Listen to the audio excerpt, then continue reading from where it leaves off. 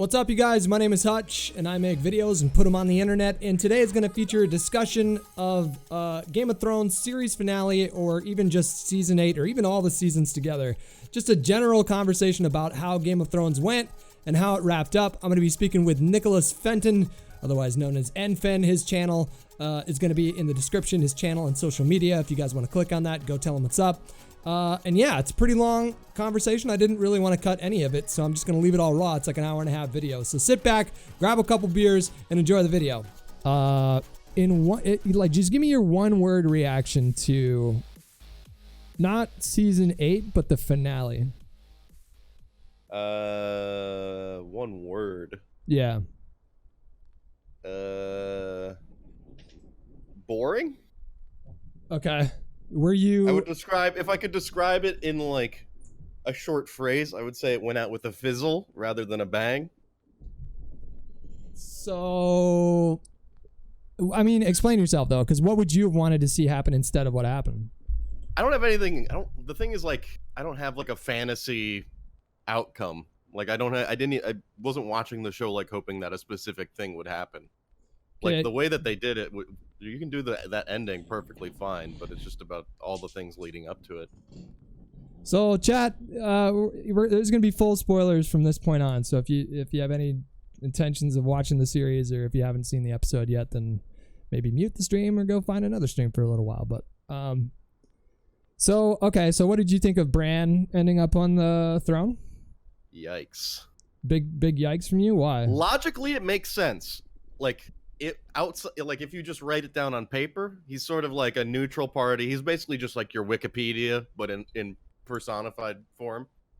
So I guess that makes sense for why he would be the best ruler. But like when it comes down to it, like Bran for me as a character has been sort of useless when he's essentially been given a superpower, but they don't know how to write him so that he utilizes it in a interesting way to watch. Now, is he sitting around? Does he have foresight as well? Like, can he see into the future? I don't know, because he definitely can see in the past, but I don't know if he can see. I guess it seems like he can, because he says, what does it say? Like, why do you think I came here or whatever? Yeah, I mean, that could be interpreted a couple different ways, but they talked about the power of the three-eyed raven, and they said, I remember in the show, they said that he could see into the past, and he can access certain visions of the present as well, but it didn't say anything about him being able to see into the future. But I sort of inferred that by like his role in the final clash with the Night King.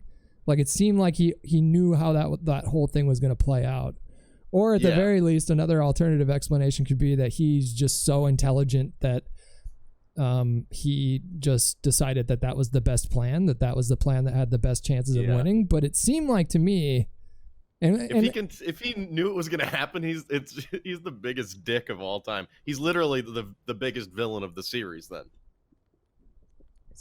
now are you talking about Danny, or are you talking about like?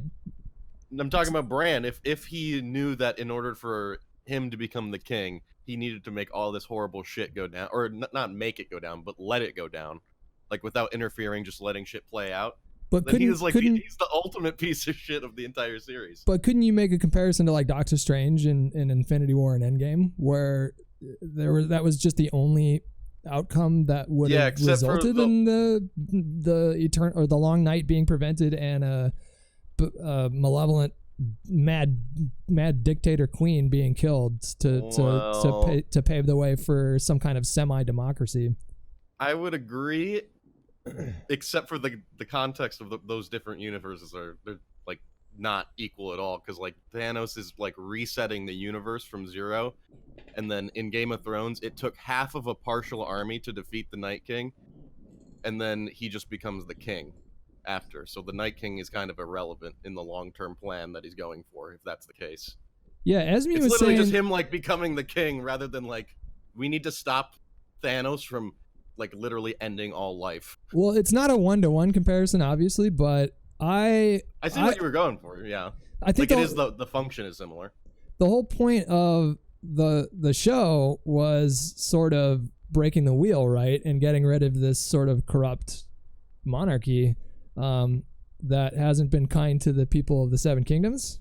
And what better leader to step in and help basically form a new government or serve in a transitionary power role than the person who knows everything that's ever happened and presumably knows what's going to happen in the future as well, I think. Sure. So I thought it was kind of like medieval AI. That's what he is. Yeah, it's more of like a spiritual tone to me, but not quite like a religious tone, like the Lords of Light people, but but more of like a omniscient spiritual kind of thing. The thing is, like, Bran being the king, like, just the fact that he is the king is the problem. It's like his character is like so boring. So it's just like, if you asked anybody like before the episode came out, like, who do you want to become like rule? It's like no one's gonna say Bran. Nobody likes Bran. He was actually the betting odds had him as having really decent odds, and this is when the season first started. Logically, sure. It's kind of fucked because how did the betting odds work when this shit was leaked weeks ago? Somebody literally just I think they either said I'm sure somebody in my chat, I'm sure J15 probably banned someone that leaked that shit, but somebody just came into my mentions on Twitter and just full on was like, yo, Jon kills Dany and Bran ends up on the throne. I'm like, you motherfucker. And I believed him too, because I knew that there were a lot of leaks, that there were a lot of fake leaks, but there were a lot of the major leaks ended up bearing out as the season went on. And so I figured that he was telling me the truth, and it really fucking bummed me out. But yeah, I mean, his character was he was like he was the character I was least interested in for like the first 4 seasons. Yeah, I can't then remember he starts when to become interesting, and he gains this new power, but then like nothing happens. Which you can kind of say the same for Arya as well. Like Arya gets this new like disguising power, and then it only gets used once. Define nothing happens, because you're gonna have to justify that, because that seems like a dubious claim to me, young man. Nothing happens in a visual sense. It's literally just him sitting in a chair and going like, I know what happened in the past. Well, people wanted him to be... it's just him positioning himself in the background for the rest of the show, and then all of a sudden he's the king. People wanted him to either warg into a dragon or warg into the Night King. But I would say that... something. Yeah, I mean, but he definitely did something. But they just... I see what you're saying, though. You wanted him to do something in a more physical sense, like actually use his... Yeah, because like we're talking about like a visual medium. You need to show me like him doing something. Yeah. Like you can't just like be like, oh, by the way, in the background the whole time Bran was just lining this up. It's like that's not like satisfying for me. It was satisfying for me, but it was more of like a slow burn. It can contextualize all those seasons where I thought his arc was kind of boring, and it puts it in a different context. Like going back and rewatching the series before season 8 came out, I had a totally different perspective on Bran's character. Because when I was watching, I would literally just roll my eyes in like the early seasons when he would come on the screen, because I was just so not interested in what was happening with that character. I also didn't know anything about the stories because I hadn't read the books or anything like that.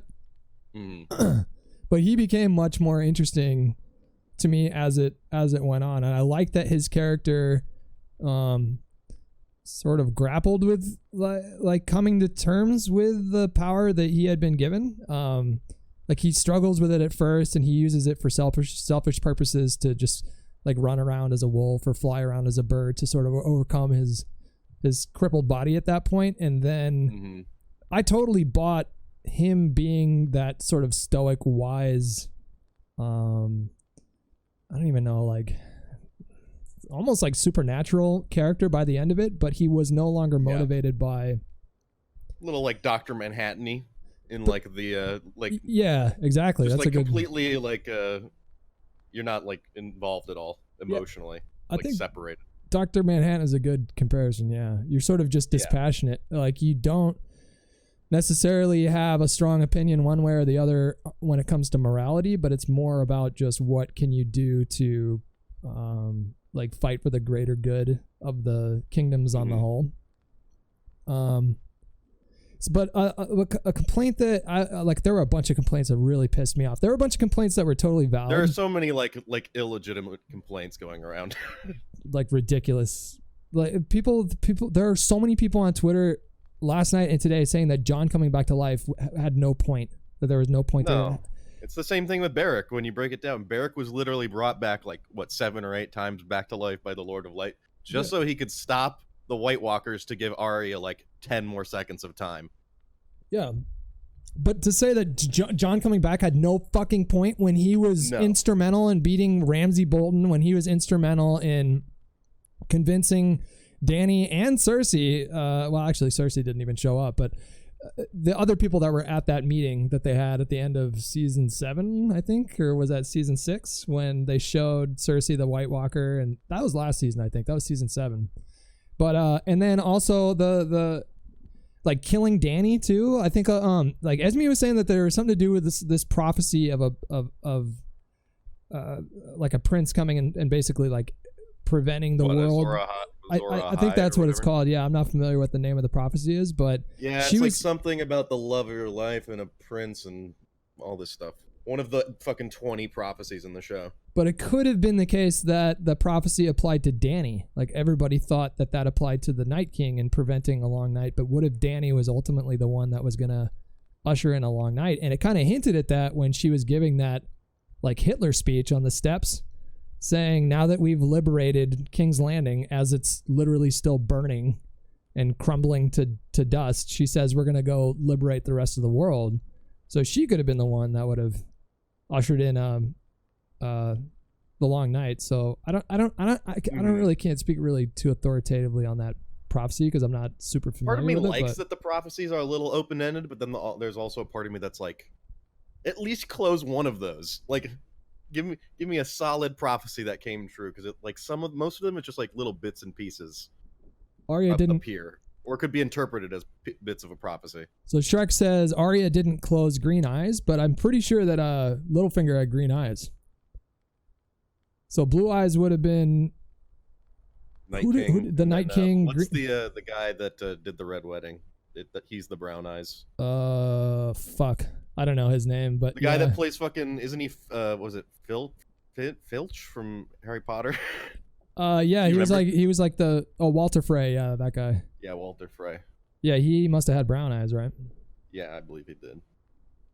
At least he would be like the person of note that she killed that had brown eyes, I guess. See, now, like watching it with Esme, she had similar complaints because she was so attached to those prophecies, and so she would complain a lot when we were watching when something would come into play for the show that seemingly contradicted a prophecy. But then she said by the end of the series finale, she said that these things that she thought were betraying the prophecies could actually be just like an M. Night Shyamalan twist on what the prophecy actually was. So obviously, like these last couple seasons could have been 3 or 4 seasons. Like that's something I totally agree with. But as far as the actual story goes, I was so on board with how they wrapped everything up, with Bran on the throne and with Arya going to do her Lewis and Clark business, and with Sansa declaring independence and being the queen in the north. And it was cool getting to see, and I know people are going to get upset when I say this, because Jon Snow does in a way get fucked, but basically all the Starks get a good ending. In as far as like Jon Snow, it's a net gain technically, because he started the show off being like sentenced to being at Night's Watch for the rest of his life, basically, right? So now he's at least free north of the Wall, so that's a little better than where you started. So congratulations, Jon. They were pissed off, or a lot of people were pissed off that Jon didn't end up on the Iron Throne. But I think that would have been so. That is like the most predictable, and if you're that kind of person, just like stop talking. Seriously, that you're the most boring kind of person. That would have been very boring. If you want Daenerys or you want Jon Snow if you wanted them to win and you thought that would actually happen, you have no interesting thoughts. Yeah, I mean, I couldn't think of a least interesting ending. For me, it was either going to be Bran or Tyrion. Like, I didn't think that it was going to be Sansa. I definitely didn't think it was going to be Arya. I think she would have just straight up said no. Before I read the leaks, I thought it was just going to become a democracy thing, but it's funny. They basically just like laughed at him. They literally laughed at him, yeah. I don't know what that purpose was. Is that George R.R. Martin saying that democracy actually doesn't work? Or is it just a fucking plot line and trying to be consistent in the universe? I'm not sure. I mean, I think in universe, it's a world that's never known democracy. So the idea that like the common people get representation is like so laughable. Like they literally compare it to dogs and horses, right? Yeah, that makes sense. So But I mean, the system world, that they proposed setting up is they didn't say that the people are going to choose the leaders from now on. They said the lords and ladies. So only like the bourgeois, sort of elite, wealthy class of these kingdoms are still not a democracy, but it's like closer. It's a oligarchy basically. It's like a quasi. It's a little better. Yeah, it is a little better, and who knows, that might actually maybe they're in 1,000 years time they evolve as a society to allow for something like democracy. But here's a question though, like, so they banished Jon to the wall and they made him take the black again, but is him leaving with Tormund at the end of the episode, is that him still in the black, or is he just exiling himself? Because I think he's like just leaving, like exiling. Well, I saw somebody else offer an alternative explanation that the black were now their only sole purpose was to help the wildlings basically find a new home and establish a new. Oh, that's like their new duty since there's no night. I don't know, but that doesn't really make a whole lot of sense though. I don't think I'd buy that. No, I kind of took it as just like the wildlings were going back and Jon Snow's going with them, and he's gonna go live the rest of his life in the middle of fucking nowhere. Because it's basically like he's got the Frodo ending, the shitty version of the Frodo ending, where Frodo is like so like scarred from everything that he's gone through over like the months and months, and he's just like, I need to just be like alive but in a different place. You thought that was a shittier version than Frodo? I don't know. Oh yeah, the ending of Lord of the Rings is like so good. That like George R.R. Martin said he wanted the ending of this to be like the similar bittersweet, like happy but bitter, very bittersweet feeling. Did you think at any point that it was going to be a bad ending, that like Cersei was going to win or Dany was just going to be? I wanted Cersei to win in my headcanon at the beginning of the season because I think Cersei is a fucking bad bitch and she's hot as fuck. Sorry, but. So what did you think of? It's because of her short hair, and it reminds you of people with boy pussies. I do like women with short hair. You told me this. I do prefer her with the short hair rather than the long hair. What did you think of the? But also, like, the part where they bring out the book, when Sam brings out the book, it's literally like I expected him to turn the cover over and it would just say "The Lord of the Rings" by Bilbo Baggins, like at the very end of Return of the King. It's like basically the same shit. I thought it was really cool. You took the actual notes from that shit.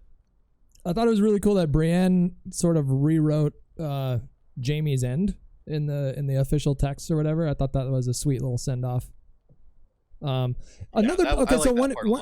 big problem that a lot of people had in my mentions were that they fucking hated the fact that they set Jaime up to fall in love with Brienne only to have him go back to Cersei by the end of it. But I thought that was such a fucking fitting end to his character, and I think I would have been so disappointed if it ended with Cersei dead and him and Brienne married, living happily ever after. That would have been too like cheesy predictable. Like it seemed like I didn't like that he went back to Cersei, but also like it would have been too like straightforward. If it would have just ended like perfectly with them like falling in love and like we're gonna tie a bow on it and then it's beautiful. See, I loved that he went back to Cersei because I thought that was such a complete arc for that character. Because even though he left, is it though? Yeah, because like what's complete about it? Even though he left Cersei to a pregnant Cersei to go fight the Night King, I don't think he ever intended of not going back. And I think a big reason why he went to go fight for the Night King was to protect the realms from this threat so that his wife and new child could come into the world. I think that no matter... Not because he wanted to. Not because he wanted to defend the North, but because he wanted to defend his potential family. Yeah, but I also think that he had redeemed himself enough by the end that helping the people of the kingdoms was actually a factor in his decision making. But I think the main factor of his decision was to protect the world for his new baby and or sister / wife, whatever you want to call her. But yeah, but like also like his whole reasoning is for going back isn't to help innocent people, because like you have that entire hot tub scene with Brienne where he's talking about like the reason that he killed the fucking, I forget what his name is, the fucking Mad King. Like the reason he did it was to save all these innocent people, and then like ultimately it just comes back like he goes back and does it because he just like Cersei. Well, no, like I don't know. Like the whole arc was like him becoming to learn like that he should do things for like a greater reason than like his selfish like motivations. And then he got burned for it. He got called a Kingslayer, and then you find out in that scene in the hot tub or in the hot bath, whatever you want to call him, that it, that really had an effect on him, and it made him more cynical. I think that probably made him more focused on Cersei and less focused on the good of the realms. Yeah. Because he's just like, fuck these people. They don't even appreciate this thing that I did for him. But then in his, like through his relationship with Brienne, I saw that as him sort of learning to open up a little bit more. But all throughout that entire process of him developing affections for Brienne, I didn't think that took away from his love for Cersei. Like, I don't think his affection for Brienne diminished his unending devotion for Cersei in the slightest. Because you can have a one-off right after you've just defeated the biggest threat that the realms face, get fucking hammered, and then decide, you know what, I am going to fuck this person right now. That makes perfect sense. And I personally hate it because Brienne is my person in the show. That's the person I clung on to the hardest in the entire show. But she still got a happy ending, though. I mean, it's like she did, but like it's just like it's not a legitimate criticism of his arc, but it's just like, you fucked over my girl, bro. Yeah, you're dead to me. Yeah, a lot of people are attaching like so much personal stake in their opinion. Like they loved these characters so much. You have to separate it. You have to be able to like separate it to some extent. Dude, it's fucking Game of Thrones. Like they've been doing this to you since season 1. Like it had a happy ending. I mean, overall, I would call it a happy ending, but not everybody got a happy ending. And they've been giving hints that was going to be the case throughout the entire arc of the show. And you just go to there were people that I watched with that didn't even in the 8th season, they like had said that they didn't even sense the like sexual / romantic tension between Brienne and Jaime. Like they didn't even recognize it at all. I was like, are you serious? How could they miss that? It's there. It's not like super overt, but it's definitely there. Like they have this like mutual respect thing. Well, speaking of things that people miss, we should talk about Dany's turn. So did you think that came out of nowhere? Like, did you see that coming at all when you were watching? I didn't think it came out of nowhere, but it ramps up real fucking quick. They go 0 to 100. Like if you graphed it out, it would be like a nice gradual incline for 7 seasons, and then you go to like a fucking it goes straight to genocide. Well, see, like they do go 0 to 100, and I think that they didn't do that arc. Well, the problem is they go 0 to 100, and then they try to like backpedal it, and like. They say in like the behind the scenes, like, is it because she's mad or is it just blah, blah, blah?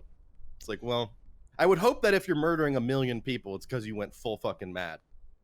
Well, maybe that shows us something about her dad and her. I mean, I don't know. But like even by the end though, I didn't take her character to be 100% evil, and I think the ambiguity, like moral ambiguity, is like a central theme in that entire story. It didn't feel very ambiguous at the end for me. She's talking about liberating women and children after she just murdered innocent people. It's like but I'm saying like that part is evil, but she is truly convinced that it's not evil, and that she's doing it in the best interest. Don't think that they're evil. Right, but even then, like her love for Jon too is like another indication that she wasn't totally completely gone. We're talking about somebody who like even though it went 0, what I was gonna say is even though it went 0 to 100 in the last like few episodes, it didn't go 0 to 100 at all when you look at the whole arc of the show. If you think about the fact that her character's probably been like the only other person in the show that's been traumatized more than her is probably Reek, because that was just unimaginable, consistent torture for my boy Reek. Yeah, what is even his Theon? You called him Reek, you son of a bitch. Well, you can call him either, but like Sansa went through some shit. Yeah, that's true. You're a Ramsay supporter. But I think Daenerys suffered like unthinkable trauma. I was calling her a consistently. fashy bitch at the end of season 7. Yeah, she was turning into a fascist, and we saw signs for that. Using military power against people that have surrendered. Fuck you. And we've been seeing signs of this for so many seasons. We've been seeing hints that she's not the benevolent leader that she thinks she is. It was subtle at times and not so subtle at other times. Like when they were in Karth, and she locked those 2 people in that tomb. You remember that Oh, the guy yeah, that yeah. was trying to woo her, and then one of her assistants that was having an affair with him or something like that. She didn't have to kill those people. When she had the guy in Marine, I think, decapitated for I don't know what he got decapitated for, but he was like basically like an ex-slave, and that was like the moment that the people of Marine kind of soured on her. And I think that's when the Sons of the Harpy really started to gain more power in that city. People really look back on her like whole streak as like she's just a nice queen. She was fucking brutal. Like she was never nice. Like even if she had good intentions, she didn't really hesitate to use violence in like these super impulsive decisions. And then you take away everybody that ever tempered that rage driven part of her psyche, and people that she trusted had just betrayed her. It's easy to see what, and she has like literal psychopathy running in her fucking family's, genetics. It really was not difficult for me at all to understand why she just went banana butt shit wild and burned King's Landing to the entire city to rubble. That I had no problem buying. I just wish that they would have set that transition up more delicately, especially in the last season. Just like a few more episodes, I think you could have given the narrative space to bear out in a more elegant way. That's like basically the complaints with like all the decisions, like the twists and like changes that happen in this season. Like I have no problem with them on paper. It's just like the in between to get to those and making those satisfying and feel like you've earned them. Yeah, you just didn't have that. It's not the story, it's the execution. That was like Danny dying is not like, I'm not like, oh no, I wanted her to live, so that's a stupid ending. It's like, well, no, you can the best part about fiction is you can write whatever the fuck you want. And if you can justify the way that you get there, it's fucking awesome. Yeah. But, and you can make a strong argument that D&D didn't do a good enough job justifying the decisions that George R.R. Martin presumably made like fucking literal decades ago. That was the other thing too, is that there are a shitload of people that are convinced that the two Davids have just been off doing their own thing for the last, I think, like 4 seasons. Like when did they go off books? I think it was season 4. It's like a mix, I think. Like it's some stuff, because it kind of like some parts come in earlier or later, so I think it's like season 5 is when it starts filtering in. Well, it's impossible to adapt a book or a series of books like that perfectly when you're constricted by budgets and time and stuff like that. So it makes sense that they would make some changes. And I don't know enough about the books to be overly defensive or critical of whatever changes that they made. But there seriously is like a really loud contingent of the internet that thinks that they just fucking took a shit on the source material, and they're just ignoring the fact that while George R.R. Martin has expressed frustrations with some of the decisions that the two writers made adapting his work, he also sat down with them. I just read about this today actually in a session, like a storytelling session, where he laid out all of the plans for these characters in great detail for like multiple days. They had like the writers went over to his house in New Mexico, and they just camped out there for like a week, and he broke down. George R. R. Martin lives in New Mexico? I guess, yeah. I mean, I'm sure How can you be that? Okay, I'm not gonna say that. New Mexico is actually pretty as hell, man. I don't know if you've ever been. Yeah, but isn't it hot? When I went, it wasn't hot. It was raining when I went, but I mean, I went in December. I guess it's by Arizona, so I just associate anything by Arizona with being ungodly hot. I was like, I'm a big man, and I could not live in a hot area like that. I guess I live in LA. I'm not sure if it's hotter on average, but it's fucking pretty as hell. Just imagining the George R. R. Martin sweat stains. Yeah. With his suspenders on. I'm sure he can afford a decent air conditioning system at this point. Probably rolls around in an outdoor Segway. I mean, what are some of the other chat? Help me out. Like, what are some of the problems that you guys had? Do you want to go real woke with it? Yeah. What do you got? How do you feel about the idea of like Daenerys is like, aren't women crazy kind of vibe? What are you talking about? I feel I even picked up on that a little bit. It's like her entire like across the entire series, it's her like resisting becoming what her father was, and like resisting what her heritage is, and like how it's like almost guaranteed like you're gonna go fucking crazy. But then like when it's a woman, so it's like, aren't women crazy?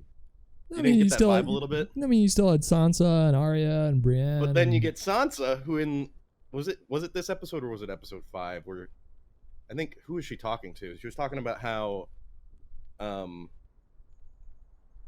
it basically kind of sounded like, yeah, I was sexually assaulted, but thank God, because now I'm here. Yeah, I read an article about. It's kind of weird. Yeah, I read an article that actually kind of made sense to me about why that's.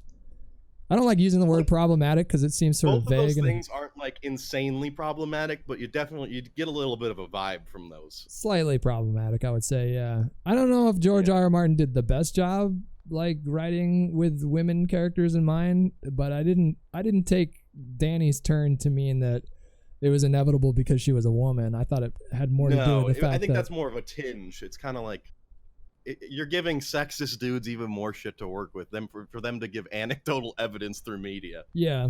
Like, aren't women crazy? You're being a real Daenerys Targaryen right now, honey. Yeah, I think there's a lot of really valid criticisms about the way that the women characters are wrote. What did you think about so why did Drogon not melt Jon and instead melt the throne instead? I mean, world's smartest dragon. I definitely learned something about that's like a whole meme, right? It's like, she was killed by a knife. What's the thing in the room that looks, it's like 1,000 knives. I'm going to blow that up. Fuck you. I saw a tweet that was like, he's either the smartest dragon or the stupidest dragon that thought that the throne killed her.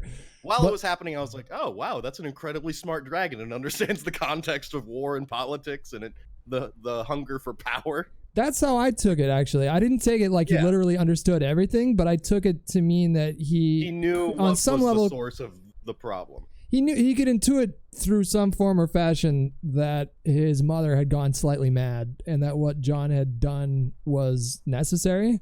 Like, I think he probably wanted to kill Jon, had a moment where like, I'm going to kill this motherfucker, and then changed his mind and just decided to kill the thing that drove his mother mad to begin with. You know, it's fucked up when the dragon knows it's probably doing something bad, but the person riding the dragon doesn't. Yeah. The dragon has a conscience in that scenario. It's like, maybe I just burned people alive for like 5 hours straight. Maybe that was not cool. Yeah, it's somebody in my chat just a second ago say that scene was eye-rollingly bad, but I thought it was pretty good. I didn't love the dialogue, though. Like, I liked after she died. I liked the dragon part. Yeah, but when Jon says, "You're my queen and you'll always be my queen," that felt a little campy. Like, I don't know if I would have gone with that line personally, but then again, I'm not a fucking writer. If we had more episodes, we could have fleshed out the Jon and Dany romance stuff more. Yeah, see now, I would have felt more strongly attached to that. See now, like, I can understand why. I think the hastiness of the last like 45 minutes of that episode were kind of necessary because of the circumstances. Like with Tyrion, that's kind of what Tyrion was laying out. Was that he was basically telling Jon in this moment, you need to kill Dany and you need to do it now. When is another time that you're going to have an opportunity to do this? And how long do you think she's going to let Arya and Sansa remain a threat to her rule, and how long do you think she's going to let you be alive? And I didn't have a problem with the fact that it played out that fast, but if there was a way to sort of build up their romance in the previous seasons in a way that made more sense, then I think that would have helped with that moment. Because like even right up like this whole season and the end of last season when it ends with them like having sex for the first time, I just had a real hard time buying their love. They get to it real quick. I think the writers wanted them to have, and maybe George R. R. Martin wants them to have like this epic kind of like grand connection, sort of like maybe even eclipsing the one that he had with Ygritte, but they didn't do a really good job of making the audience buy into that. I didn't think. I felt like that part was definitely very rushed. They should have definitely been like the annoying teenagers that just learned how to make out. Like in the back of every scene, like Tyrion's talking to somebody, but you can see like in the background blur, like they're just making out in the back. It's like. What about the so now like are the Klagons gonna fight in the books? Like, is that scene actually gonna go down, chat? Like, I had somebody in my. Did you say the Klagons? The Cleganes? Cleganes, yeah. Did I say Klagan? How dare you? Sorry. How my bad. dare you? I don't know if that's gonna happen in the books. I'm glad it happened in the show. I thought that scene was fucking so goddamn sick. Yeah, I mean, it was cool. It was like fun to watch. I mean, it was cool. That scene was so amazing to me. I was very happy. I still don't really like. I don't really remember why the Hound, like, besides like the fact that the Mountain was the one that burnt his face. Like, why is he so hell bent on getting back to him and taking him out? Well, yeah, he's had it in mind since they were kids, and then when he finally broke apart from the crown at the Battle of King's Landing, which battle was it? Was it the one with Stannis? I think it was the one with Stannis. I legitimately don't even remember. Yeah, I think there's some stuff that there's so much of it that I just forget entire like. I think he pieced out after during the battle with Stannis. He said fuck the king to Joffrey, like when they were fighting on the beach, and then he just pieced out after that. And then I mean, were the Lannisters at all were the Lannisters at all responsible for that one guy, that one ex-Maester guy? The guy who plays Al Swearingen in Deadwood, the old guy that got killed, that sort of nursed him back to life. Were those Lannister soldiers that killed that group of, like, that commune of people that he had become attached to? Or is that a separate? No, my chat's saying no. So who killed them? Because I think that's a fair question. Like, if he wanted revenge his whole life, then why wait until it's surely the last opportunity? Yeah, when it seems like he would just die anyway, for sure. And he knew he was gonna die too. Yeah, I guess he wanted to do it himself. Did you want more? Another big criticism was people wanted more from the Night King. They wanted to learn more about his backstory. They wanted to see. I don't need to learn more, but I wish it would have done. He would have done something, because like the entire Battle of Winterfell, he rides a dragon around. The dragon fights a little bit, but then like he just like walks in. Why would he even get off the dragon at that point? Why wouldn't he just fly above Bran and just burn him to death? Yeah, we can't think about the logistics of this. If you start doing that, then the show like crumbles immediately. It's like, why didn't Daenerys just ride straight to the Red Keep instead of burning innocent people? Because she went mad. I don't have a problem with that. She really did lose some shit at that point. You can go mad and understand like your ultimate objective is to kill the queens. So like, why waste your time? Oh, you're creating a bigger opportunity for her to get away if you're gonna spend the next like 4 hours burning civilians. He fell off his dragon is what I'm being told by chat right now. Okay, well that makes more sense. Oh yeah, is it that in the dragon fight? Yeah. How did the dragon? Who took the dragon maybe down? Like Jon and like they should have like maybe just fought a little bit, or somebody should have fought him. Like it was literally like, well, Theon was the closest thing to him fighting anybody. But that's sort of in keeping with the rest of the, like I think the Night King's a very good villain. He's pretty boring. What? What do you mean? Explain. He's not come on. Compelling. I don't need to know his back. You don't need to know the backstory of people to be like interested in them. It's just like he just kind of like stands around, gives menacing looks, and then raises the dead. And that's kind of his whole thing. I feel like that's a hot take right there. I feel like that's... Is it though? I don't think I'm the only person that holds that opinion. I think you're not. I think you're not the only person that holds the opinion that he sort of had an unceremonious end. But as far as him being a compelling I think he's villain, a pretty boring villain. Yeah. Like if they were just hive mind undead zombies, like instead of like a central like guy that would turn everybody into undead. Like I think in the books, isn't it? There's no Night King. It's just like they are just zombies essentially. Like see, Paul just sucks says 7 seasons of build up for a villain that did nothing. How can you justify saying did nothing? Like look at the consequences of that fight, and like look how it played out afterwards with the tensions between. There were no consequences. I mean, there were no consequences. The consequence was going to be that like their forces were diminished. Jorah was killed. Who else was killed? Theon was killed. As far as like implications for the entire realm, it did help to sort of unite. Like someone like Yara, like she was set on independence, right, for the Iron Islands. But then after that fight with the Night King, it did help to sort of unify the kingdoms around this Like there's the whole speculation that the Night King was all about climate change, and that while everybody's focused on like geopolitics and conflicting national interests, there's this other much larger looming threat that they're ignoring in the process of doing that.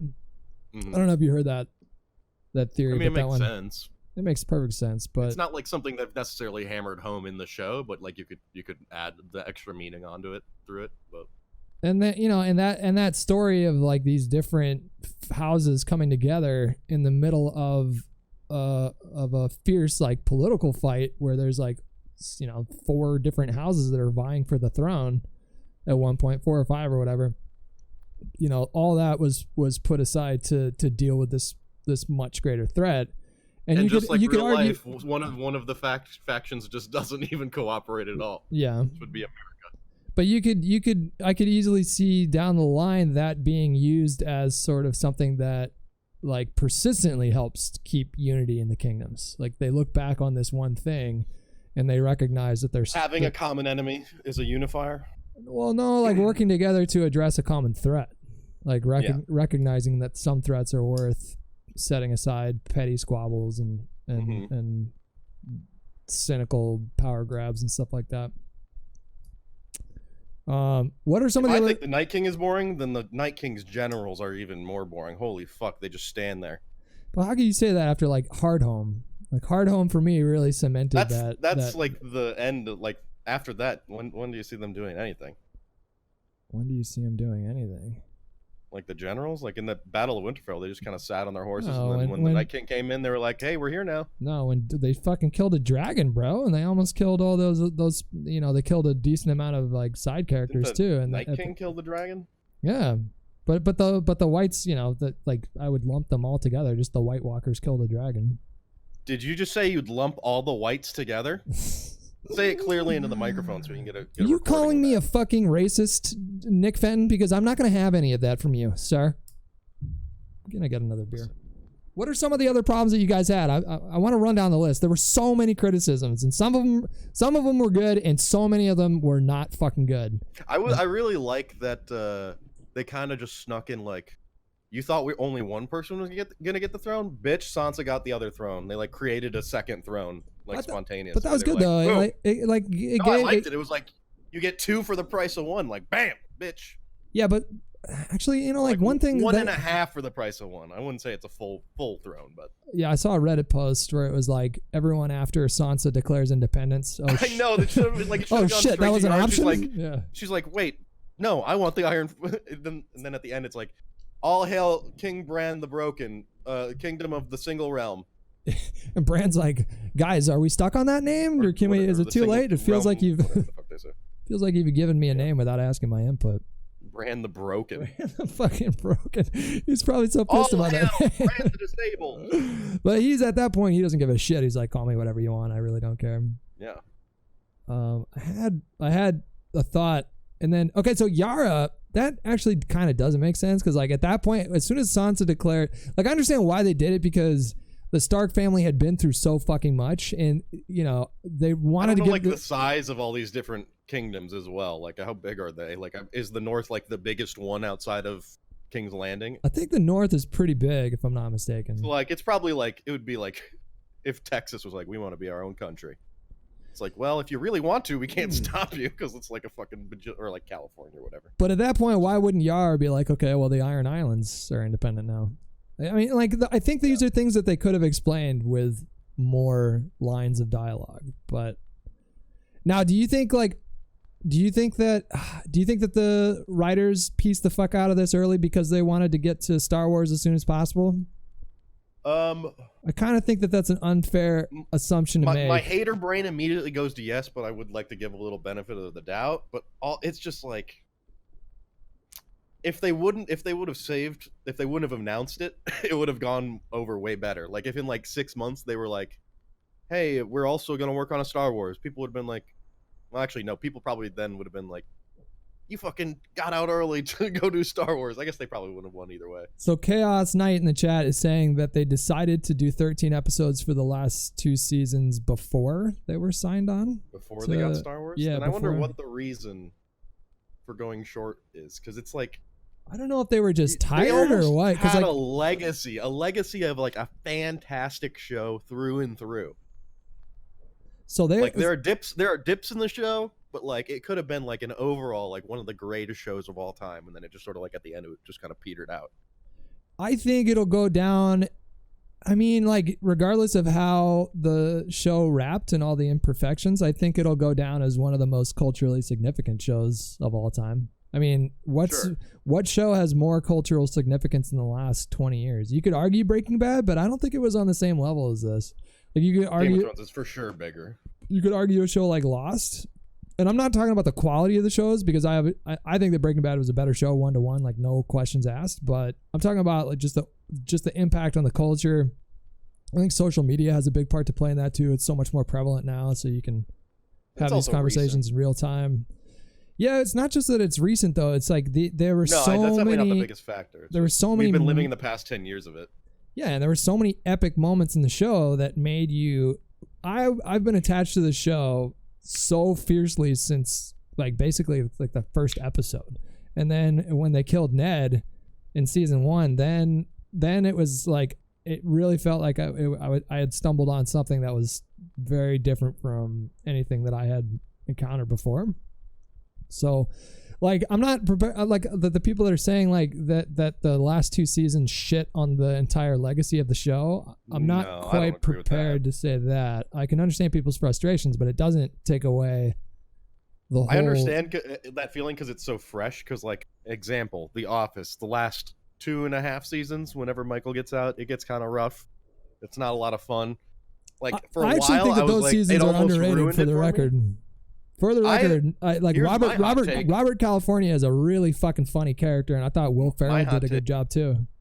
I enjoyed the last 2 seasons of The Office more than I enjoyed the last 2 seasons of Game of Thrones. So, I mean, that's a valid. I can understand why. It was you can't really compare them. It's just like my personal preference. Like I would rather. I mean, when I finally get back to rewatching Game of Thrones, I'll probably just like dip out at like the Battle of the Bastards. Be done. I think that everybody should rewatch Game of Thrones like 2 or 3 times because there's so much stuff. I've rewatched the series I think probably 5 times. Like I rewatched it the entire series before the beginning of a new season for like the last 4 seasons. And every time you rewatch it, you pick up on these things that they're setting up. Like in season 1, there'll be a payoff in fucking season 6 or season 5 or even season 8. Like these little tiny things. And the story is actually like really fucking complex. And so a lot of the times when I was watching it the first time around, it was really hard to follow everything that was going on. I just knew that like I had the main characters that I was invested in, and then these big things were happening to the main characters. And that was sort of like my anchor to the show. But then the more you delve into the detailed lore of that universe and that story, it is so massively complex. And I think even with the hastiness of the last couple seasons, I think it's a mastercraft of storytelling. Like I can see so clearly now that Dany was always going to end up in the spot that she did in season 8. And I don't understand people that never saw that coming. I don't understand people that just think that she just lost her shit in a moment and it was just out of the blue. Was it jarring? Yeah, it was jarring, but I don't understand people that couldn't see signs of that coming so long ago. I was watching a video today where a guy proposed, it was Cosmonaut Variety Hour. He proposed that in the Bells episode, they should have just not rang the bells and it would have been way more powerful because then it would have been Cersei withholding surrender from Dany. Like saying like, I'm not ever going to surrender. So you're going to have to fucking kill us or fucking do something else. Isn't that the point of highlighting Dany's madness? Like true madness. It wasn't just PTSD, this moment of weakness. She really descended into madness at that point. But again, I think like we've seen signs of that, like so many different signs littered throughout the seasons. And we justified her violence because we bought this image of her that she was this benevolent ruler, but it was kind of giving you these hints that there was something much darker underneath the surface. And when you think about the whole arc of her character and everything that she's been through, starting with season 1, her brother treating her, like telling her, I would let 1,000 Dothraki and all their horses fuck you if it meant me getting to the throne. And sort of that image that she had of herself that's got to fuck with your psyche as well. So it all logically makes sense. I'd let 1,000 Dothraki men fuck me just for the price of pizza. I'll pay for the meals. I'm sure you would, Nick. And you know what? The horses too. I welcome it. I don't think you want to fuck a horse, man. Come on. No, I don't want to Mr. Hands myself. R.I.P. Be reasonable.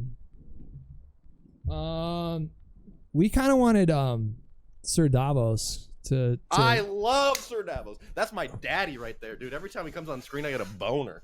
I have like a weird daddy thing with Sir Davos. I find him oddly cute. I follow him on Instagram so I can look at pictures of you, Liam Cunningham. He's actually charming, and in those if you see him in interviews, he comes across. Yeah, that's why he's my daddy. He's a real likable guy. But we were kind of rooting for him to be like an underdog, maybe potential person that ascends to the Iron Throne. Because like I knew it wasn't going to be Jon. I knew it wasn't going to be Dany.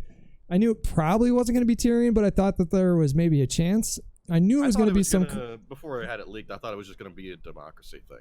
I thought they were just going to abolish the idea of a throne. Just break up the kingdoms. Yeah, maybe. That would have been really breaking the wheel. Is just rather than just reinstituting a singular power week. Yeah, but then it's like breaking up NATO. Remove a singular power. It's like breaking up NATO. Then like you have more of a chance for war. But if NATO was fucking worse than it is. Yeah, I guess. I mean, it's like Brexit. It's like Sansa pulled her own Brexit by the end of that, and maybe it'll work out for them. But wow, I didn't think about it like that. But kind of true. You know what also turned me around? At the beginning of the season, I had never watched any Sophie Turner interviews, and then I watched some Sophie Turner interviews, and I started liking Sansa more. I was like, oh, I just like you as a person now, so I can like tolerate you as kind of like a stoic character more. I feel bad for her, man. The internet shit on her hard. Same with Jon Snow, actually. He said, did you read the article recently that said he went and saw a therapist after the first season because the fan feedback was so bad? They just saw him as this sort of like this brooding, sulking, weak kind of whatever, whiny sort of, emo kind of character, and he literally had to go see a therapist because of that. I can't imagine being an actor on these shows, especially like being a child and then growing up with all the social media reactions. That's gotta fuck with your psyche on a fundamental, profound level. Like, I think they're gonna take those scars with them for the rest of their lives. Maybe it'd be easier though as a kid, because then it's something you've been around your entire life. If you're a full-grown adult and you get into acting, and then all of a sudden you're receiving like this backlash, like for just like out of nowhere, I almost think that would be harder to process. Because like children are just like so attached to cell phones and technology these days that it's like a comment section is like a part of their lives, basically. Yeah,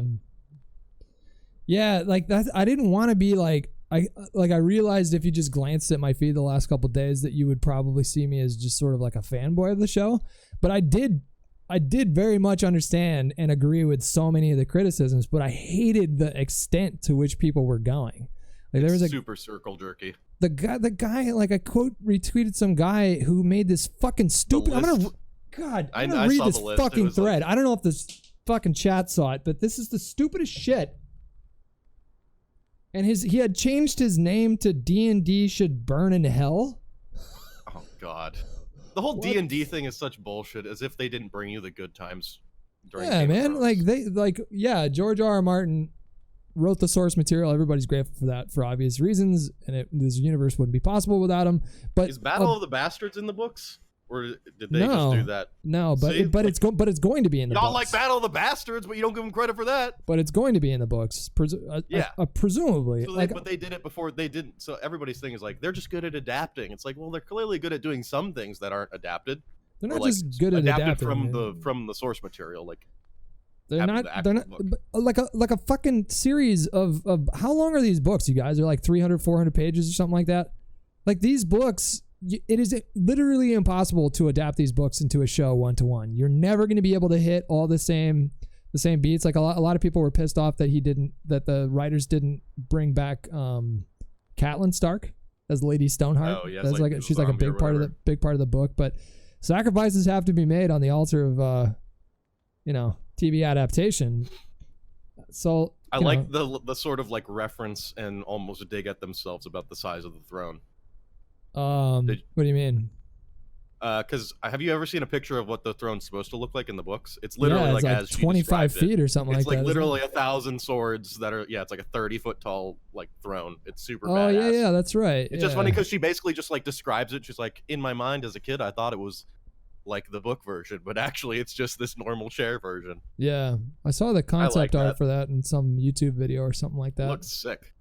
So this It's all guy, like windy and evil looking. so this guy on Twitter, his name's Sindra Shrint. I can't say his name, but he changed his. Is that a she? It's a she. That's not a very 2019 thing to say, Hutch. I couldn't tell because the picture is kind of blurry. But then when I looked at it, but so she changed. I'm looking at it now. She changed not her @ but her display name to be D&D can burn in hell, and she wrote a thread called "This is a nice thread of Game of Thrones" called "What was the fucking point?" The first thing that she brings up is bringing Jon Snow back to life. I can't even begin to understand how fucking vapid you would have to be at your core to not understand the fucking consequences that came about because the fucking Red Priestess brought Jon Snow back to life. Why do I even need to... How is that not self-evident? Why did Neo even come back to life? He just died anyway. Did he come back to life, though? What are you talking In the first about? one? Oh, that's right.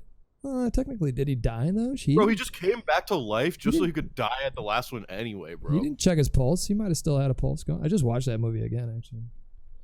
So what was the point of this scene? Which scene is this? What is this? What? What is this? What? It's literally just a single line. Yeah, there. You know what really fucking irks me?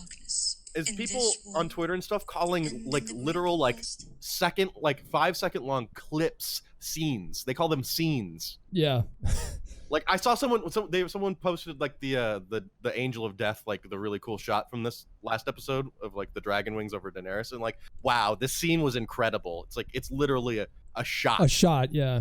But that's the other thing that people are sleeping on, I think, because of their just visceral fucking hatred of the two Davids, was the cinematography. All things aside, the cinematography in these last couple seasons have been fucking incredible. Like the shots that they pulled off. Been some really nice ones. The shots of like the dragons when there was the battle at Winterfell with the Night King was some of the fucking most epic, cool shit I have ever seen in a TV show in my life. Then you get a scene that's like Jaime and Euron fighting on a beach, and it looks like a soap opera. Yeah. Wait, you had a problem with that scene? I really liked that scene. I don't know. Well, Euron is a fucking waste of a character, but like, yeah, the scene itself, it had weird lighting. Like I could tell it was not a real beach. At least I hope it wasn't. It looked strange. Steph, bless her. Like sometimes there's shots like that just look really cheesy. Like it looks like some shots are like so insanely high budgeted looking, and then somewhere it's like whenever they're under the city or whatever, and there's that giant dragon skull. The dragon skull looks so like bad to me. It looks like I'm at like Disneyland or something. I didn't have the same reaction to that. Indiana Jones ride. See, now Euron, I agree. Like that character, they marketed him to be more evil than Ramsay, and he had moments of like pure evil, and you could tell that he was. But I wanted to see like a little bit more from. I mean, I wanted to see a lot more from him. I liked that character. I thought the actor was really good. I thought he was really good in that role. But okay, so the second thing was just one of the Red Priestesses getting a prophecy wrong. But why is that? One of several fucking prophecies in the show that are wrong. But why? So like, what do you mean? What the fuck? What is the point of this scene? Okay, the prophecy was wrong. That's the fucking point. Like, why? The why third do you? One about the faceless plot, though. Let's move on. Okay. We got dragged through this boring ass faceless plot for Arya to use that shit once. I agree. What? Shit. Okay, Walder Frey. She didn't use it to kill Walder Frey. No, that's the once. That's the one time. After that plot's over, that's the only time she does it, right? Like literally in episode 5 of season 8, she walks into the gate, the front gate. She doesn't disguise herself. I understand nobody knows what her fucking face looks like, but make the assassin chick do the assassin thing. She has this fucking skill. Like why? Like she could. No, she used it. She used it against the pedophile guy. Motherfucker, more than once. More than once. But like. Use it in a really high stakes scenario. You know, you got this fucking like. He was a major character. He was a major character. Bran, though. It's like you have these insane powers, and then you just fucking forget. Like that. Like it's just like, how do I excuse you not using this power that you've learned? Well, another power that she developed and cultivated over time was superior hand-to-hand combat, and she certainly used that more than once. Yeah, but like, so she also had that other thing. Anyways, it was more than once, and okay, what is this next one?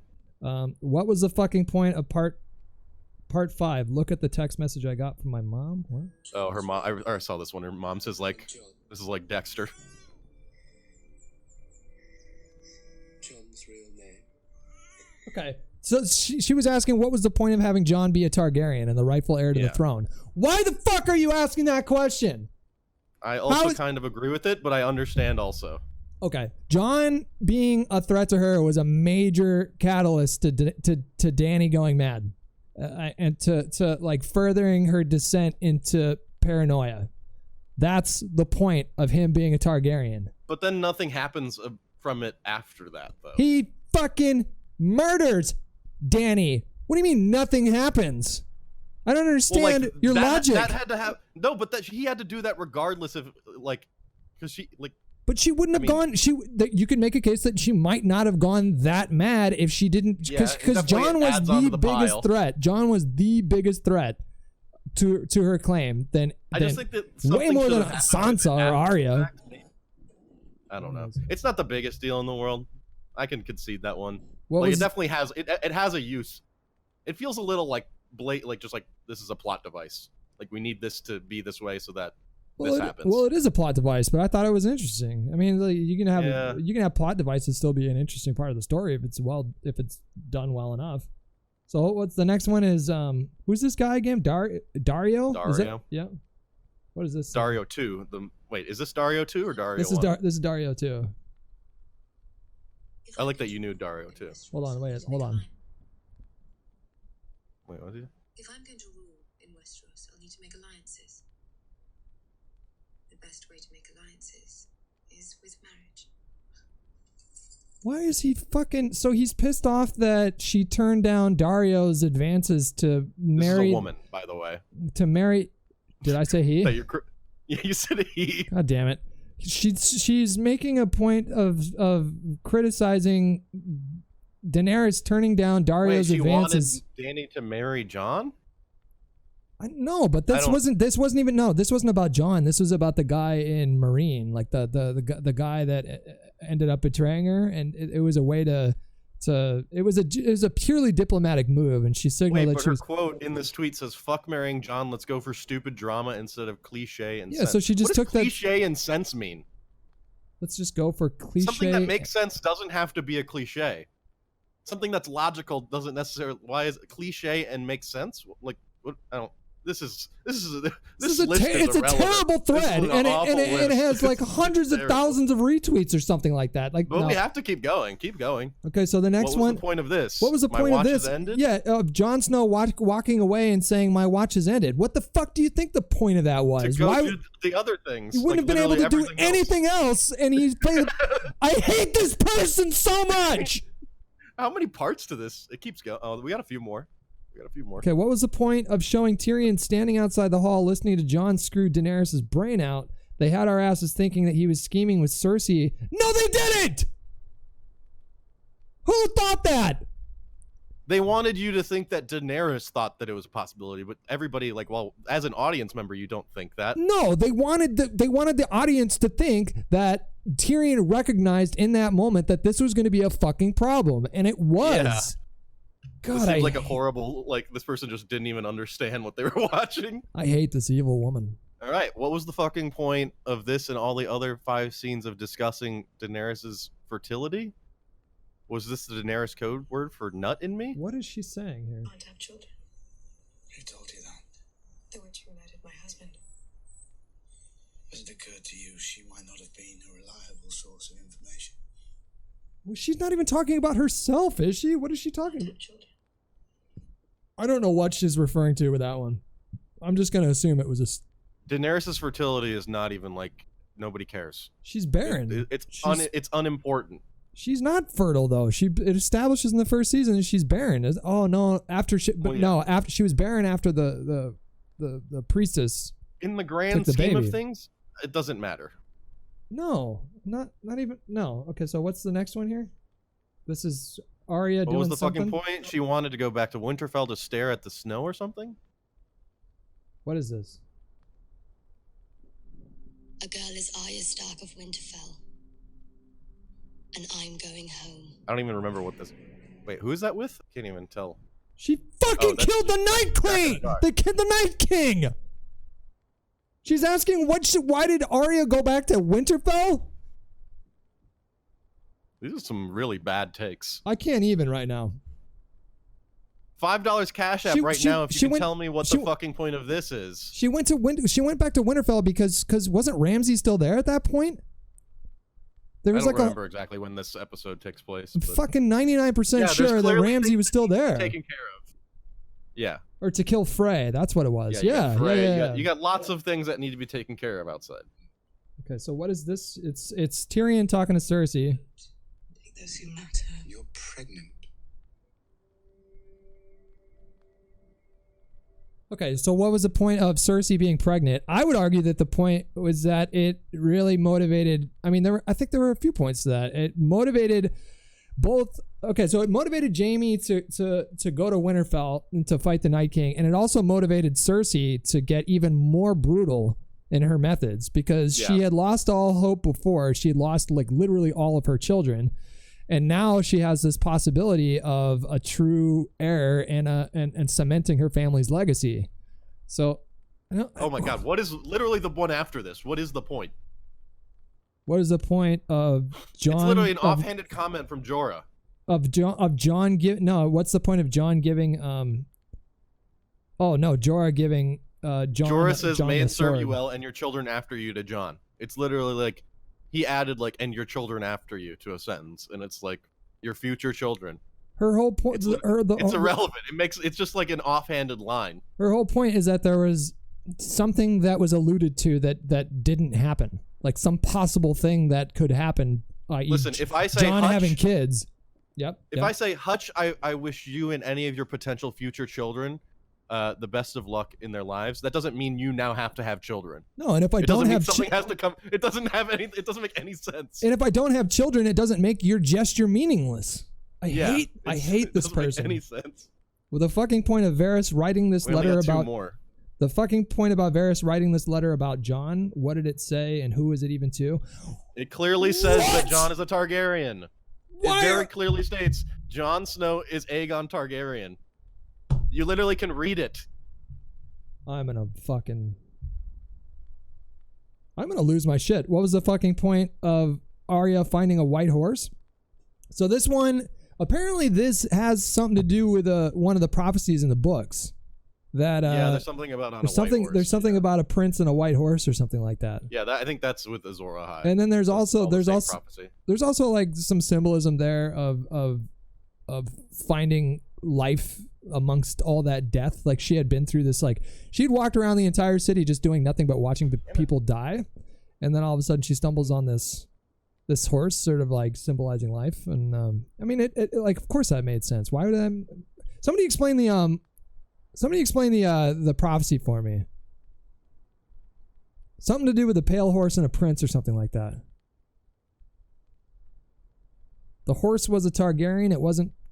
Okay, that's not true. The burned little girl in the street was holding a white wooden horse. Oh my God, my cat Hammond was just like twitching in his sleep, and I thought he was dead. I like touched his face, and his head just like moved over to the side like it was lifeless, and then I had to like wake him up. I almost thought my cat was dead. That my dog. Oh my God, that's happened with my dog too. He just does his like little paws twitch when he sleeps sometimes, and he has his eyes roll back in his head like Bran. He got the the three-eyed raven. He's literally, your cat is literally warging into a human at that point. Yeah, he's controlling me. I am. What is it? What do they say in Mass Effect? I am assuming direct control, or I forget what they say. Mass Effect 2. I don't remember Mass Effect all that much. Let me call out some people real quick, so I'm not rude. Dreamy Bloim, thank you so much for 5 months. Kawide, thank you so much for 2 months. Liam O'Keefe with 14 months. Domcats with 10 months. Release the Savage with 17 months. Twitch Prime with 2 months. Answerth with 43 months, the Skrizatch with 21 months, CCO5 with 31 months. Thank you guys so much. Okay, CCO5 brings up a good point here. This is a plot point that I did have some problems with, but then I think I was also able to explain away. But let me just ask you, why do you think Grey Worm didn't just kill John on the spot when they found out that he had killed Danny? Oh, God. Can you give me an explanation for why you think that might be? I mean, I saw your reason, which is basically probably what I would say as well. Like, that just creates fucking massive... Like, the North, right? The North, the people were saying the North is essentially half the size of the entire, like, all 7 kingdoms, right? I don't know. Is that what somebody in the chat said? I think that a bunch of people were saying it's like the biggest one, right? I'm pretty sure. Well, but it's like, yeah. It wasn't. Why would you would create entire conflict with that entire nation? Kingdom, realm. I can't read that name because my monitor kind of sucks. But you said after killing prisoners willy-nilly, but it wasn't willy-nilly. He was killing prisoners at the direct order of Daenerys. Like, he lost his shit during the battle, but he's never. That was right after they had killed Missandei, and it's understandable why in the heat of battle he would just lose his fucking shit and just totally sign on board with this idea of just burning King's Landing to the ground. But he wasn't an idiot. Like, he wasn't a stupid character. In fact, I think a big part of his character arc was discovering that there was a lot more to him than just fulfilling this role as a mindless drone. That's sort of what Daenerys was setting out to make these Unsullied understand about themselves. But I do agree that, like, so as soon as Jon killed Dany and he's standing there and the dragon takes Dany away, I was expecting Grey Worm to come in. I was expecting them to have a fight or something like that. And when it just sort of faded to black and then it cuts to a council meeting somewhere, was that was King's Landing still, right? That was like on some part of the outskirt of town or something like that. I don't know where where they had the meeting where they decided who the next ruler was going to be, and Grey Worm brings Tyrion in and I forget what. Isn't that where they also showed off the one that they went and captured to show to Cersei, or was that somewhere else? Yeah, that was the same exact place. So I assume doesn't that place have a name? I'm not sure. Fighting Pits or whatever. They're calling it the Dragon Pit from season 7, but where is that? That's got to be near King's Landing, right? It's not. I don't know if the entire King's Landing was burnt to the ground. Maybe like there was some. It's got to be close to King's Landing. It's literally called Dragon Pit. Yeah. So apparently that meeting was weeks after Jon had killed Dany, which they kind of hint at. They kind of tell you that with the Tyrion's facial hair. It's much bushier by that point, and same with Jon. Yeah. It's right outside King's Landing, is what I'm being told. It snowed that one time, and that was it. So like I think they should have done a better job of explaining his motivations, because I found myself asking that question during the show. I'm like, he wouldn't have fucking just killed Jon in a fit of rage right there. Like, he loved Missandei, but he was way more devoted to Dany than he was Missandei. You know what I realized about Grey Worm on this very last episode? All of that dude's acting, God bless him, he's a perfectly fine actor and whatever, but him as Grey Worm, his acting is almost entirely him like clenching his jaw. Yeah. It's just him reacting by like clenching his jaw. He's just like moving it around. Like he just got caught for something when he was a kid, but it wasn't his entire fault, but he was being blamed for everything. Yep. Exactly. It's just like him kind of like squinting his eyes a little bit and then squeezing his jaw. Yeah. That's his whole character. Apparently he's a rapper from the UK. Like I didn't know. I watched an interview with him. He seemed like a nice guy. Not that, like, is he watching right now, by the way? I'm not trying to trash on you, Grey Worm, but listen, we could be boys. My stream is pretty important to the culture, so it wouldn't surprise me if he was watching this right now. So he says he didn't kill Jon because Grey Worm says kill all who follow Cersei Lannister. Jon didn't follow her, and Jon didn't kill out of respect because he knew he was a loyal soldier. Just a thought, pal. Yeah, no, I agree with you. I think that there are reasons to explain why he wouldn't have killed Jon on the spot, but I don't think they did a good enough job explaining what those reasons were in the context of the situation. Because it was like a jarring transition to go from that Dany being dead and just like cut to black, and then it's three weeks later. I'm getting a beer. Okay. They, I think that they could have done that character a little bit more justice, in terms of making it kind of consistent if they would have taken their time to maybe show this, because I imagine it played out that John turned himself in, right? Like how else would that have played out? John wouldn't have just snuck out and just gone on the run. He's honor bound to show up and say, hey, I did this thing, here's why I did it. I throw myself at the mercy of the Unsullied, and just whatever happens. And it makes perfect fucking sense that that Grey Worm would recognize the political threat of just killing John right then and there on the spot. But then again, here's my other problem with that though, because like if that's the case, then how like Sansa reminds him, and I took note of the fact that she said remind. She said, I remind you that there are like 10,000 soldiers of the North that are waiting to come in here and fuck you up if you kill my brother. But if she reminded him of that, and it assumes that he already knew that, then what leg does he have to stand on to say, no, there needs to be more justice? Like, why didn't Sansa in that moment just be like, fuck you, give me my brother, or we're going to fucking kill you? And then they wouldn't have even had to worry about creating like an alternative sentence to John so that there would be some semblance of justice for the Unsullied. That to me kind of felt a little inconsistent. I'm trying to find... Oh, I found a little bit. Are you ready for this? Oh, wait, here. Let me get a good link for you. This one's a picture. But you're going to want to look at this. This is really important. Wait, are you I'm not. This is very important. I'm getting an Imager link for you. Give me a second. Are you texting it to me? What are you doing? No, I'm going to put it in the chat. Okay. Are you ready? Yep, I'm ready. Go ahead. I was told that the Unsullied were eunuchs. Okay. Well, it's a little bulgy. It's a little bulgy. I think they still have balls. What is that? Could have been his balls. Mm-hmm.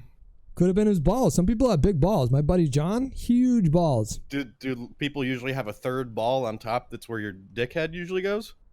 No, but if it's a tight enough, maybe the pants were too tight. It's like tight. an unbalanced ball, like one's lower and one's higher. Yeah, he's got elephantiasis. It's possible. Elephantitis? Isn't that when your balls are big? I think it's called elephantiasis, but everybody think it's elephantitis. Could be wrong. Again. Elephantiasis, you're right. Plausible explanation for something that they could have worked out a little bit if they had a more fleshed out story. What are some of the other problems? Stream? Chat? What are some of the other problems that you guys had? Give me a topic. I don't want to be the like unending. This is essentially the end of the Dothraki. Daenerys Daenerys forgot about the Iron Fleet. So in the episode, we're in the behind the scenes, which by the way, I've talked about this before. The behind the scenes from those guys it's not behind the scenes. It's them paraphrasing what happened in the show with like the most minor amount of subtext explanation. Well, they go into it's not behind the scenes. Behind the you. Scenes means, hey, like look at here's some footage of the crew when we're doing shots. It's not behind the scenes. It's not called behind the scenes though. It's called inside the episode, Nick. Inside the episode, yeah. Same shit though. Inside the episode, like they literally just say what happens. It's so bad. It's not it's the so same bad. Shit. It's useless. It's useless. It's like reading the Wikipedia summary.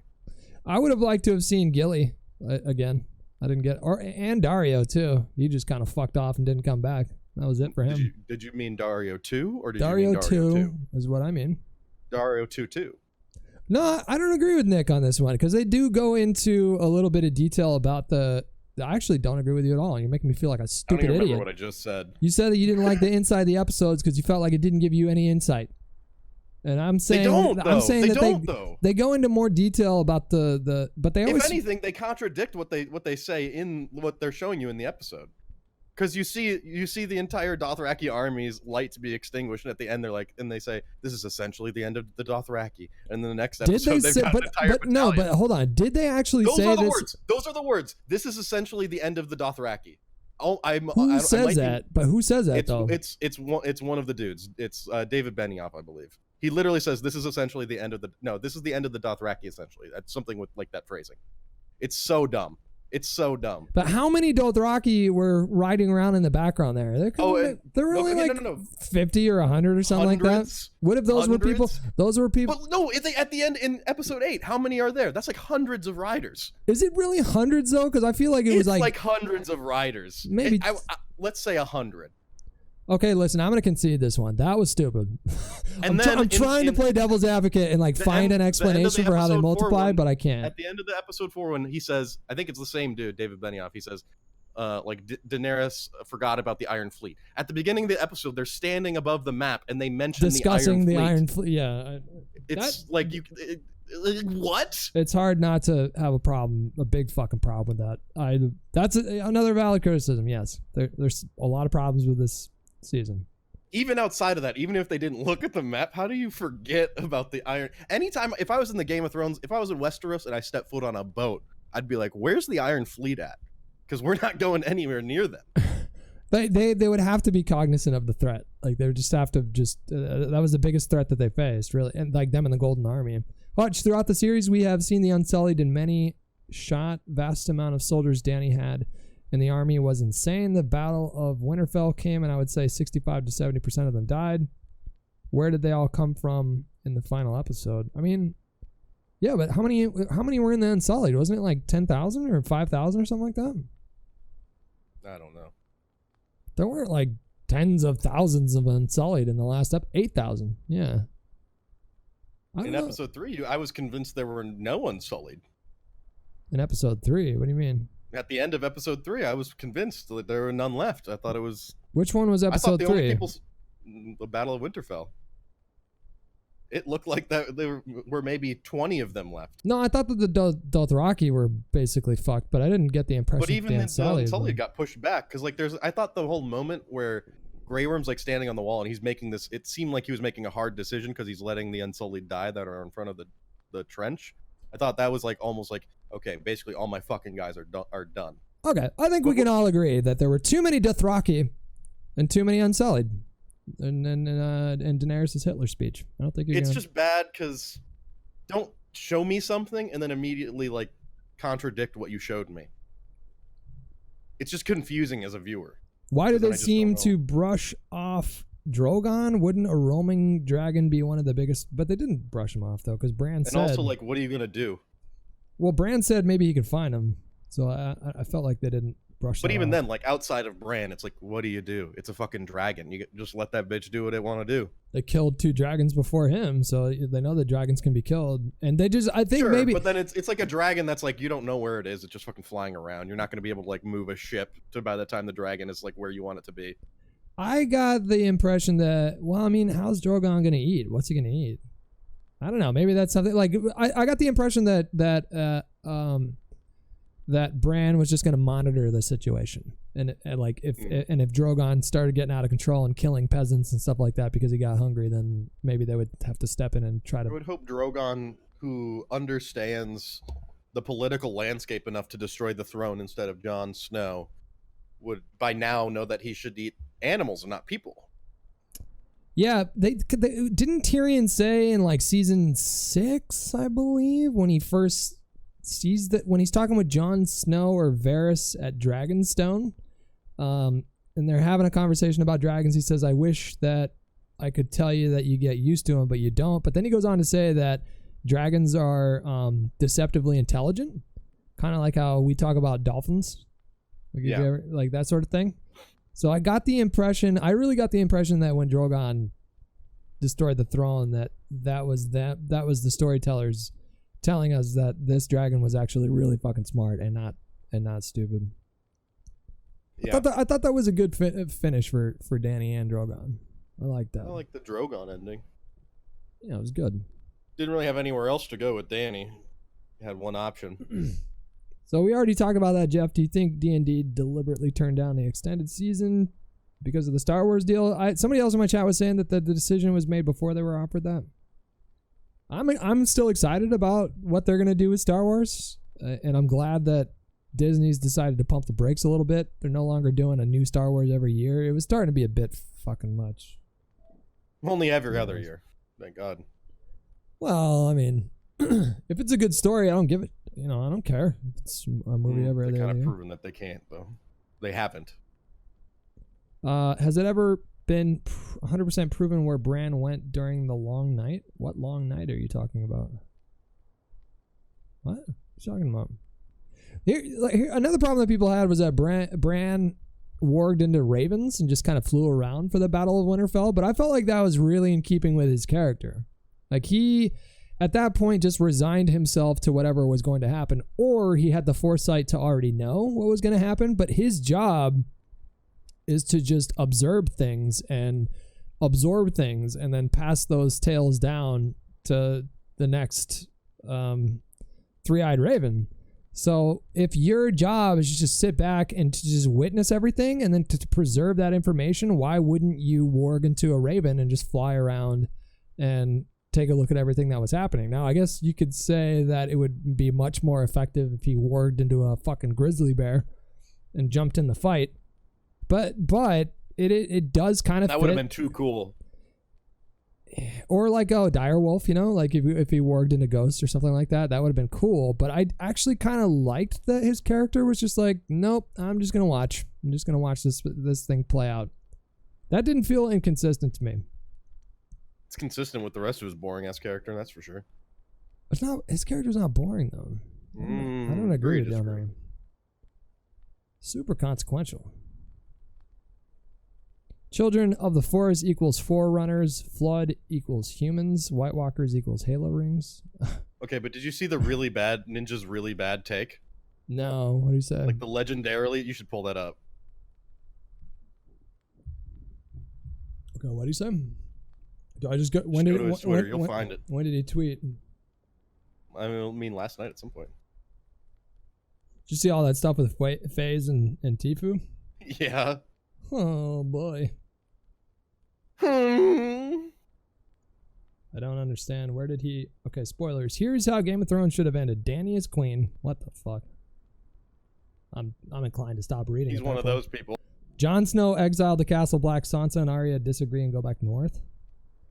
Ending Jon Snow asleep in his bed at Castle Black gets stabbed by the Children of the Forest. Turns into a White Walker. Cycle continues. Nope. Legendarily bad take. Nope. It's almost like he plays video games and doesn't make TV. It's the hardest of passes on that. What the fuck is He's going the on? kind of person. He's the kind of person that's upset with the show because what he exactly wanted didn't happen, which is the worst kind of person. Yeah. Like you can not enjoy it because you didn't enjoy it, but don't say it's bad because it didn't happen exactly how you wanted it to.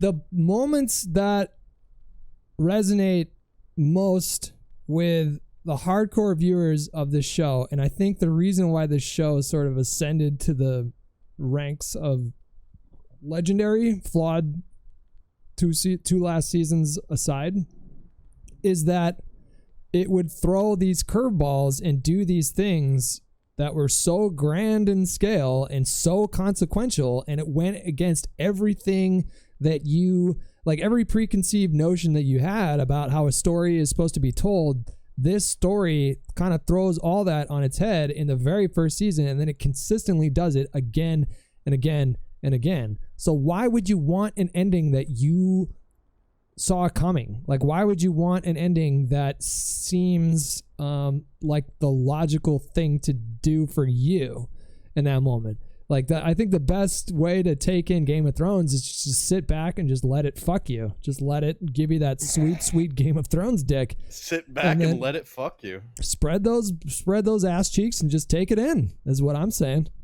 You wanted to say spread that boy pussy, didn't you? I was going to say spread those legs, but I wanted it to be a gay reference specifically because I'm talking to you because you're gay.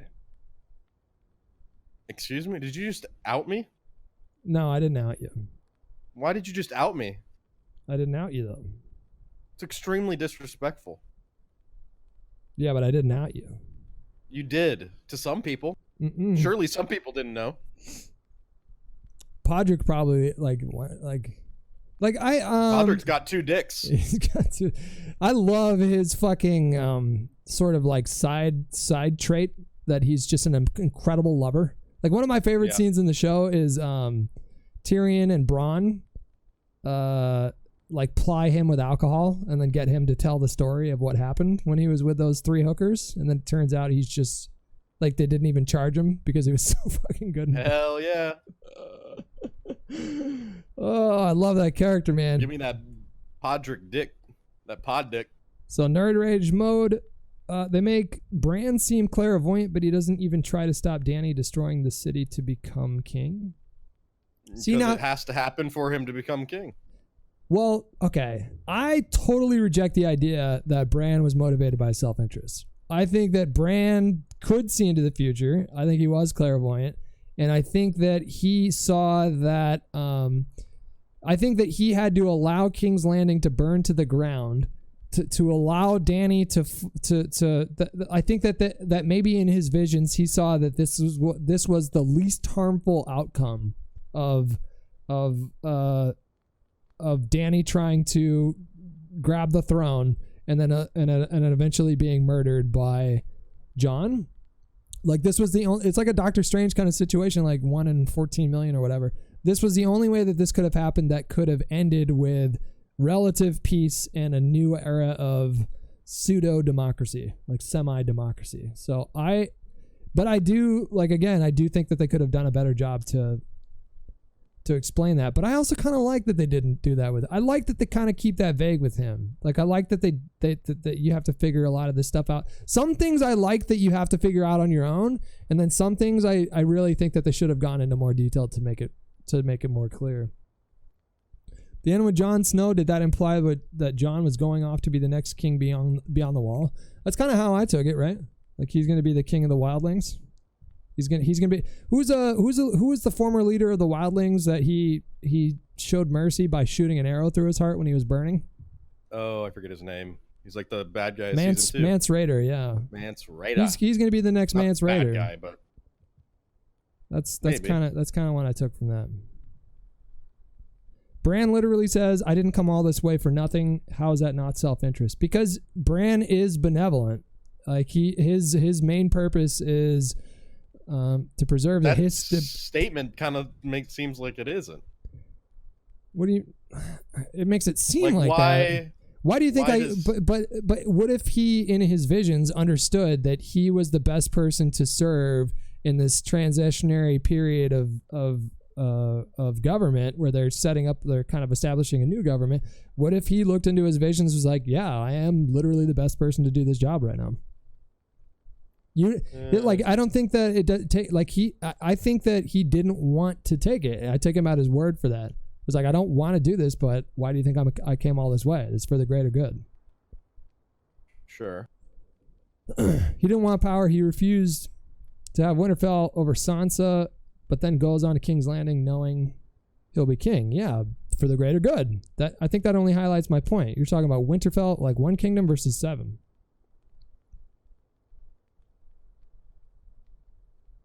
I'm gonna get some whiskey. Any take on the sexist theories where women in power seem to go mad, and yeah, we talked the about only that. savior are the common cool men in power like Missandei being fridged? What the fuck does fridged mean? What does that mean?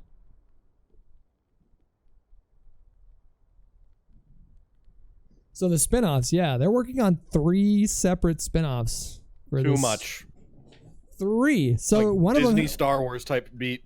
One of them has to be Arya, right? You'd think. It's just got to be. There's no way they're not doing a spinoff with her.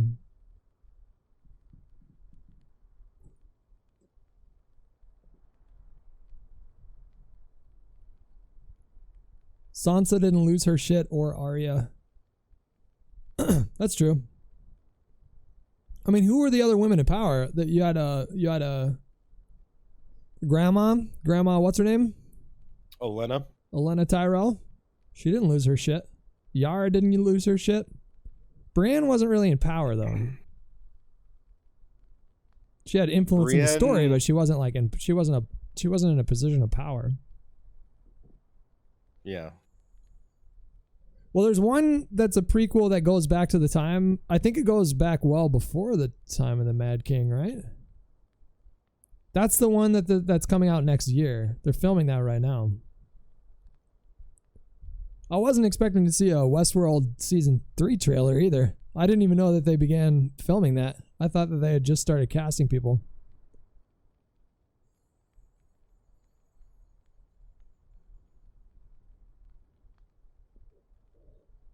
Yeah, Robbie Aaron. Yeah, he kind of had a little glow up, huh?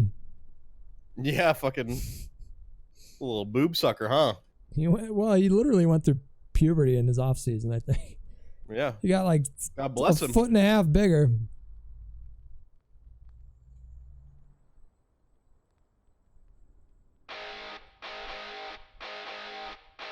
The mother's milk glow up. Want to play more now?